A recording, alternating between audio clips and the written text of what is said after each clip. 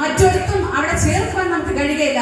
ഏക സത്യ ദൈവത്തെ നാം ആരാധിക്കുമ്പോൾ ജീവനും വിശുദ്ധിയുമുള്ള ആ ദൈവം നിന്റെ ജീവിതത്തിൽ അത്ഭുതങ്ങൾ പ്രവർത്തിക്കുവാൻ മതിയായ ദൈവമാണ്. പ്രാർത്ഥിക്കുന്ന ദൈവ വൈതലെ നിന്നെ തൊടുവാൻ ഒരു ശക്തിക്കും കഴിയുകയില്ല. പ്രാർത്ഥനയോടുകൂടി ദൈവസന്നിധിയിൽ നിലവിളിച്ച മോശയ്ക്കും ഒരു ജനത്തിനും ചെങ്കടലിനെ പിളർന്ന് വഴിയൊരുക്കിയ ദൈവമാണ്. തന്റെ ജനത്തിനെ മരുഭൂമിയിലൂടെ പകൽ മേഘസ്തംഭം, രാത്രി അഗ്നിതൂണാൽ വഴി നടത്തിയ എന്റെ ദൈവം. ഇന്ന് രാത്രികാലം എന്റെ വചനം കേൾക്കുന്ന പ്രിയ ദൈവ വൈതലെ, നിന്റെ ആവശ്യഭാരം എന്താണോ അത് നീ മനുഷ്യരുടെ മുഖത്തല്ല പറയേണ്ടത്. മനുഷ്യർ കാണേണ്ട കാര്യമില്ല.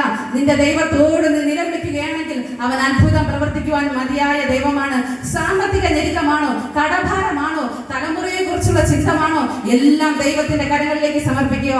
അധ്വാനിക്കുന്നവരും ഭാരം ചുമക്കുന്നവരുമായുള്ളവരെ, നിങ്ങൾ എന്റെ അടുക്കൽ വരുവിൻ, ഞാൻ നിങ്ങളെ ആശ്വസിപ്പിക്കുവാൻ മതിയായ ദൈവമാണ്. ഹല്ലേലൂയ. നിങ്ങൾ ആരോട് പ്രാർത്ഥിക്കണം?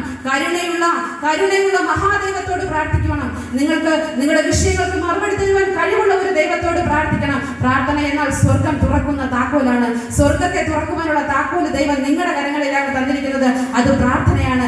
രാവും പകലും നിലവിളിക്കുന്ന ദൈവ വൈതലെ, നിന്റെ നിലവിളിയുടെ ശബ്ദം കേട്ട്, നിന്റെ പ്രാർത്ഥനയുടെ ശബ്ദം കേട്ട് മറുതലിച്ചു പോകുവാൻ എന്റെ ദൈവത്തിന് കഴിയുകയില്ല.